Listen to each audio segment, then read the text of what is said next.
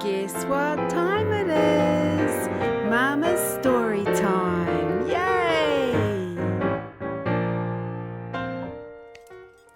Well, hello my darlings. Welcome to story time.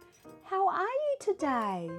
It's lovely to see you guys. I hope you're having a great day. We've got a neat story today. I don't know if you've heard of it. It's called Alice in Wonderland. Let's get started. Alice and her sister were enjoying a sunny day in the park. High up in a tree, Alice gently placed a garland on her cat's head. "You've never looked prettier, Dinah," said Alice. Her sister read out a lesson from a book, but the day was far too lovely for learning. "In my world, there would be no classes," Alice told Dinah. "Everything would be nonsense." In the summer heat, Alice's eyelids grew heavy. She began to fall asleep when suddenly a white rabbit ran by.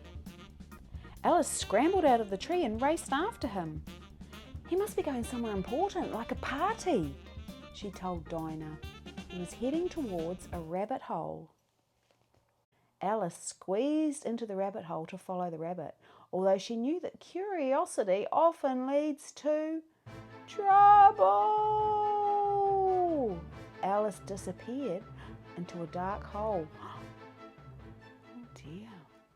The rabbit hole turned into a bright tunnel filled with strange objects. Alice kept falling down, down, down until she landed with a bump and chased the rabbit down a hallway. "Oh wait, Mr. Rabbit, please," Alice called as the rabbit ran down the hallway. Slam! The white rabbit pulled a door shut behind him. Alice followed the rabbit through a set of doors which were getting smaller and smaller. "Curiouser and curiouser," Alice said. She arrived at a tiny door and twisted the knob. A nose wriggled under her hand. Alice asked if she could go through. "Sorry," said the doorknob, "you're too big." "Why don't you try the bottle on the table?" the doorknob suggested. A glass bottle labelled "Drink Me" appeared. With each sip, Alice shrank smaller and smaller and smaller and smaller. Now she could fit through the door. But the door was locked and she had left the key on top of the table, which was now far above her head. She ate a magic cookie that made her big again, but now she was too big to fit through the door. Alice began to cry and her tears flooded the room. She took another sip from the bottle and she shrank down so small that she fell into the empty bottle. It floated on her tears through the door's keyhole. Wow! On the other side of the door was a huge ocean. A big wave washed Alice onto the shore.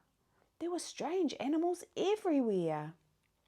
Suddenly, Alice spotted the white rabbit. "Mr. Rabbit!" she cried. Alice chased the white rabbit until she was deep in a forest. There she met a pair of twins. "I'm Tweedledee," said one. "I'm Tweedledum," said the other. Alice told them that she was following the white rabbit. "I'm curious to know where he's going," she said. "Being curious can often lead to trouble," Tweedledum said. But Alice was still desperate to find the white rabbit. She hurried after him and arrived at a pretty cottage. The white rabbit rushed out. "I'm late," he cried. "Go and get my gloves." Inside his cottage, Alice found cookies labelled "Eat Me." Alice happily helped herself. Soon she felt herself growing and growing until her arms and legs stuck out of the cottage windows. "Help! It's a monster!" the white rabbit cried. Alice ate a carrot from the white rabbit's garden and shrank back down again to her tiny size. But the white rabbit was already racing away. "Oh dear," said tiny Alice, "I'll never catch him." Alice followed him into a forest but she couldn't tell which way to go. She heard singing and gazed up into a tree. A Cheshire cat with a huge wide mouth grinned back at her. "If you'd like to know," the cat said as he pointed. The White Rabbit went that way. Alice walked until she heard more singing. It was the Mad Hatter and the March Hare. They were having a tea party. Alice tried to join them, but the pair shouted, "There's no room!" Oh dear. The Mad Hatter swept off his hat and wished Alice a merry unbirthday. There on top of his head was an unbirthday cake. "Now blow out the candle and make your wish," said the Mad Hatter. An unbirthday? It's a bit strange. Have you ever heard of an unbirthday? I haven't. As if in answer to Alice's wish, the White Rabbit appeared. "I'm late!" he cried. The Mad Hatter and the March Hare decided that the rabbit's watch was broken and that was why he was always late. They fixed it with jam and lemon. By now, Alice was tired of all this nonsense. In the trees above her, Alice heard the Cheshire Cat again. "I want to go home," she told him. The Cheshire Cat opened a door in the tree. Alice stepped through it into the world of the Queen of Hearts. The White Rabbit raced into the royal court. This was why he was in such a rush. He didn't want to be late to meet the Queen. "Her Imperial Highness," called the White Rabbit, "the Queen of Hearts." The courtiers cheered as the Queen entered. The Queen spotted Alice. "Why, it's a little girl. Where are you from and where are you going?" "I'm trying to find my way home," Alice told her. "Your way?" the Queen cried. "All ways here are my ways." Alice played a game of croquet with the Queen, but it ended badly. The Queen became angry when their game was ruined. Alice was sent to court. "Off with her head," said the Queen. Her guards, shaped like playing cards, closed in around Alice, but she managed to escape and raced away. As Alice ran, she saw the door she had gone through earlier. Alice tugged on the doorknob. "I must get out," she gasped. "But you are outside," the doorknob said. Alice peered through the keyhole. There she was, sleeping in the meadow. "Alice!" Alice's sister woke her. "It's time for tea." Sleepily, Alice looked around. Her Wonderland was gone. The angry Queen had disappeared. Alice shook away her dream and smiled. It was a lovely summer's day. Too lovely for nonsense. Did you like that one? Alice in Wonderland. She had a crazy dream, didn't she? Well, my darlings, I'm going to put some videos on for you right now.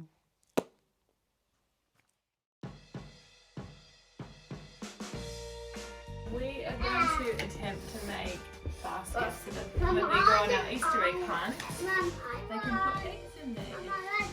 Easter eggs, but Baskets? Who made them? Mommy, and this one's Kiwa's, and this one's Sarah's, and this one's mine. They're beautiful. Did you say thank you to Mummy? Oh, you got a good mum. On the day we're doing Winnie the Pooh with his Winnie the Pooh pants on. It's a Winnie kind of day. What? This is going to be Sarah's bed up there. That's going to be Sarah's bed. I don't think so. It is.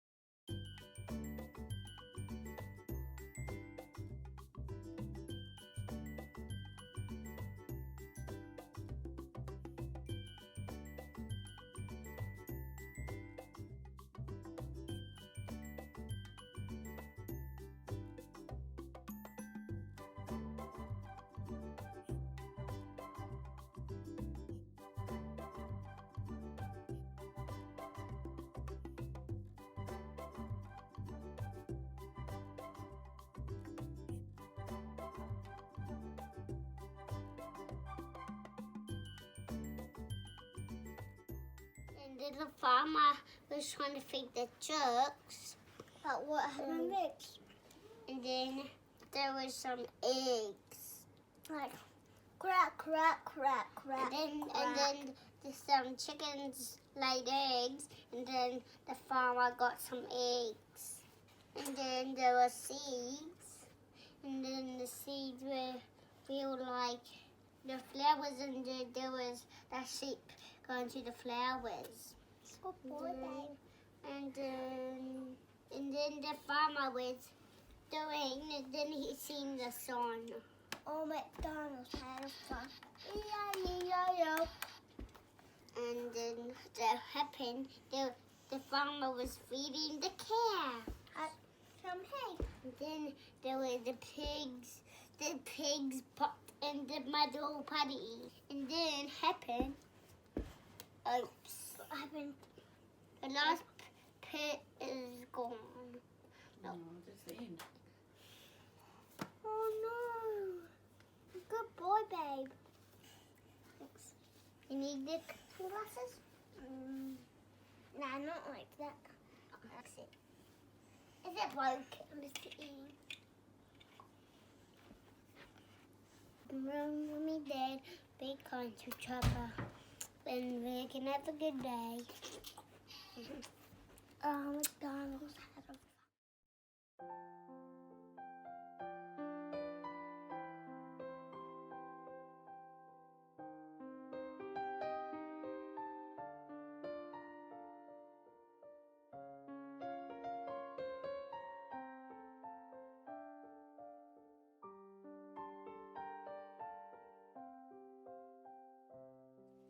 Well, my darlings, did you like those videos? I hope you liked them. Mama liked them. We had so much fun on Old MacDonald's farm. Well, it's been lovely to see you. And until I see you again, remember, be good for Mum and Dad. And what?